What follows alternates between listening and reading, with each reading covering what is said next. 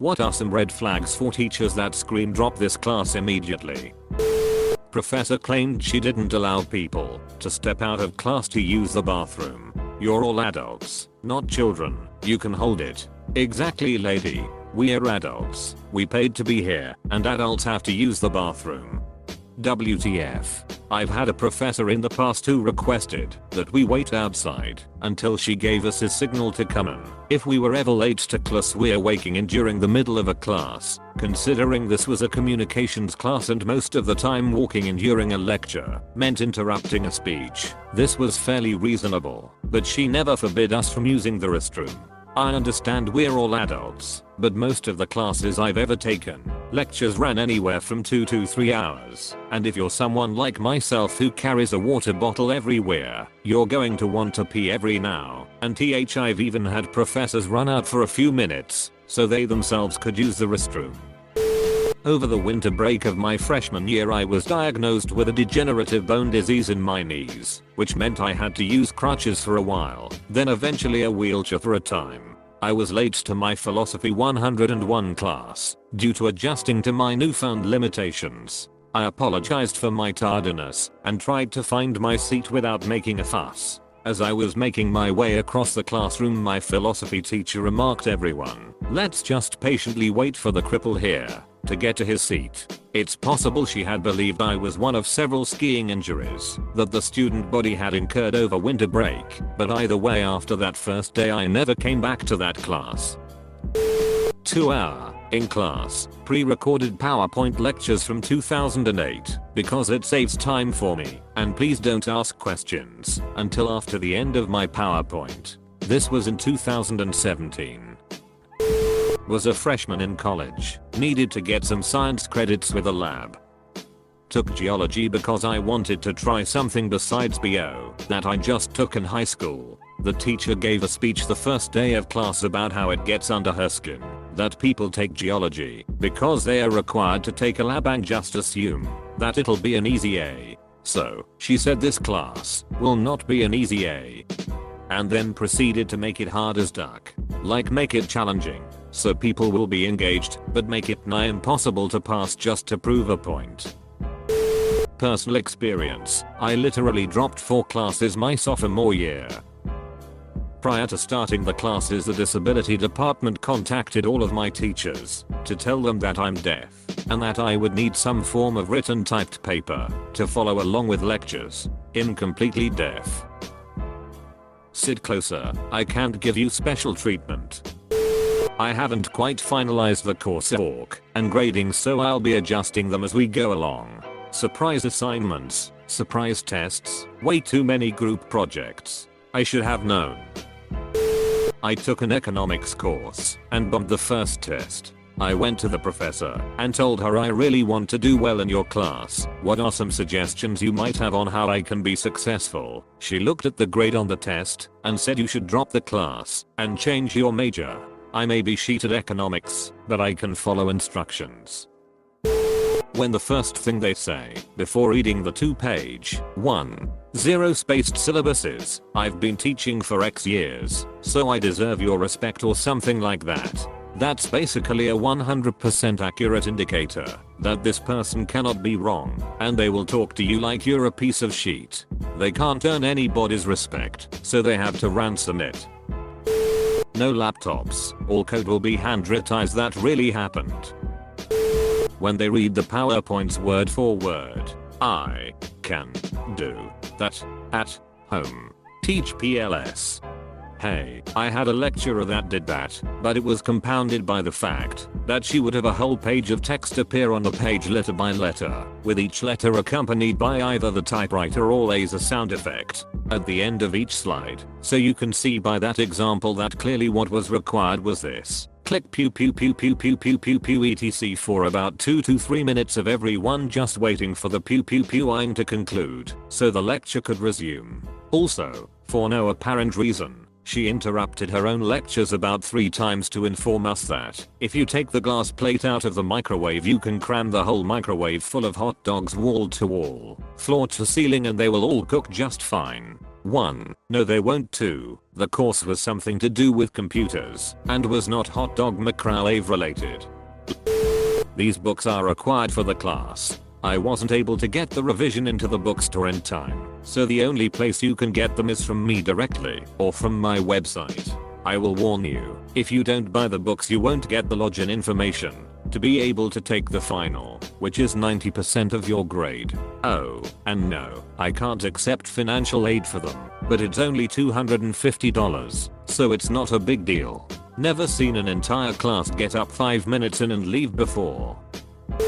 I had a professor that in hindsight I really should have dropped. It was a Western civilization history class, and the first day the entirety of the class he spent talking about how he missed his old job teaching in Europe because American students are more lazy and incapable of getting as high of grades. Then he showed intro YouTube videos from his personal laptop, hooked to a projector, and all of the recommend videos all had titles like Grinding with Thong, 6C College Babe Grinding, etc. I thought he was just eccentric, but the guy was easily the worst teacher I ever had. He would expect you to totally memorize all the chapter. He would quiz on material that didn't matter for concepts, i.e., what was the name of Caesar's second cousin? When the information would be found in a huge family tree. The only students in the class with A's were women, and he would grade their quizzes differently and be much more lenient. The students compared quiz results. Someone in class called him out, and he said that he was tired of teaching Americans and doesn't get paid enough. Literally.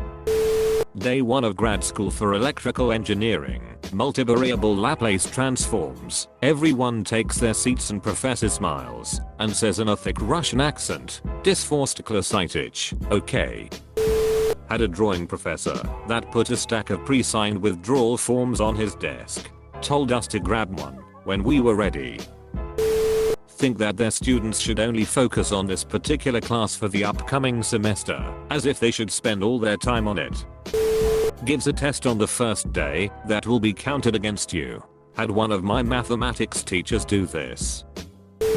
The required textbook is a saran-wrapped package of loose leaf papers that cost $100, authored by the professor.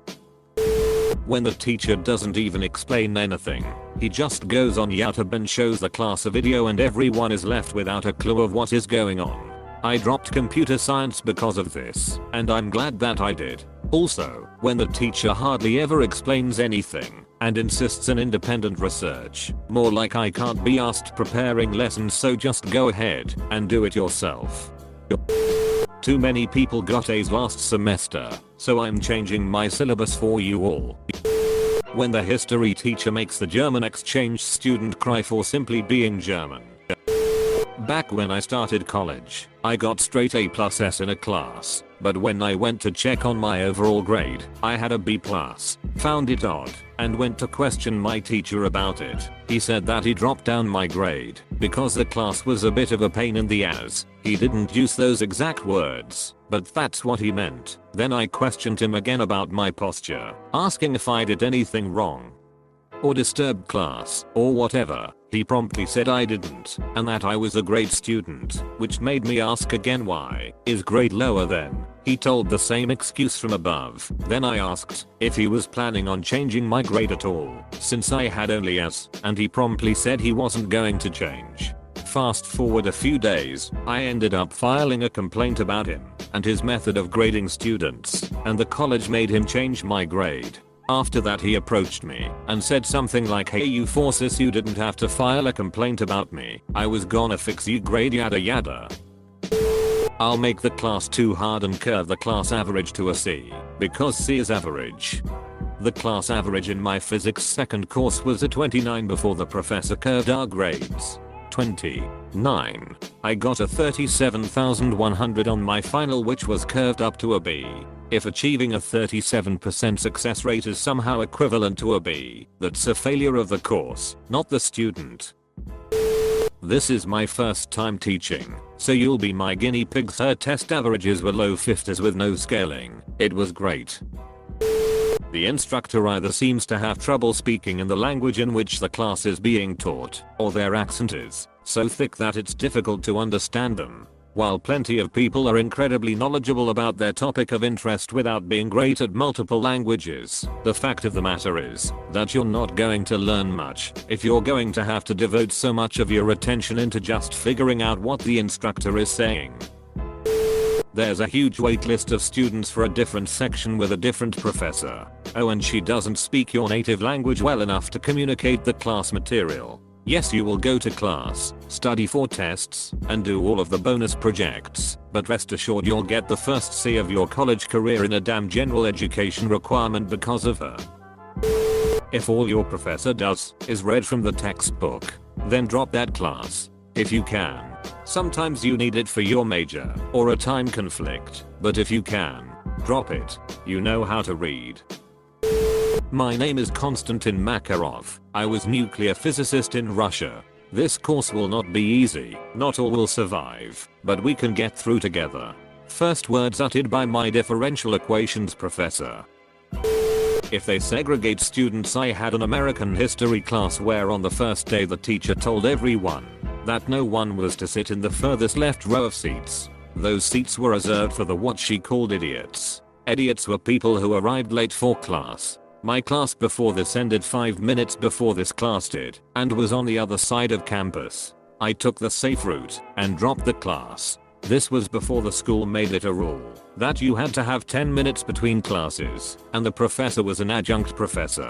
On an unrelated note, I had an English teacher at this same school that thought when someone had a number on the back window of their car, a number that EMV makes you put there due to some issue with your registration, it meant they were bad drivers and essentially on notice. She thought this because she said she had only ever seen Asian drivers with them. The girl who explained what it actually meant knew because she had had one and was also Asian. That last teacher I know for a fact no longer works as a teacher. If they do icebreakers, not just on the first day, but the second day as well, it means they have no idea what they are doing. I had some issues with my schedule and wasn't registered for a particular course on the first day of class, so I registered and attended on the second day. He had already paired up the class into groups of 3 to 4 on day 1 for a project that would span the entire course and count for a large part of our grade. When I asked if I could be joined into a smaller group, he told me no, that I could do the work solo for the semester. I was peeved, but needed that course as a prerequisite for something I needed next semester, so I silently fumed. After week 2 I had failed 2 reports because he just didn't like what I wrote.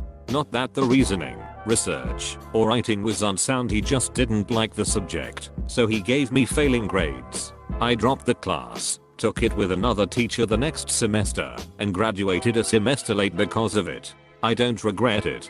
He was a horrible teacher, and I'm sure my mental health would have suffered if I had continued in his class. Definitely one of the biggest things you need to consider is that even if there is a large workload, depending on the subject it may help. You have to remember that the professor has to also grade this stuff, so assuming there's no tar doing all of the grading, it is extra work for him. It's not what you want to hear, but take for example my physical chemistry professor. He assigned 1 to 2 homework assignments per week, and they took anywhere from 3 to 6 hours on average to finish. It sucked ass, but instead of guessing on exams, I fully understood the material. This professor was always answering emails as well, within an hour at almost any time of the day. If they have sheety response times, they probably won't be that helpful, and I'd recommend dropping. The most helpful professors I've had were the ones that answered emails as soon as possible. You have to buy this online book to have access to the online homework when I can get the PDF of the book by various means.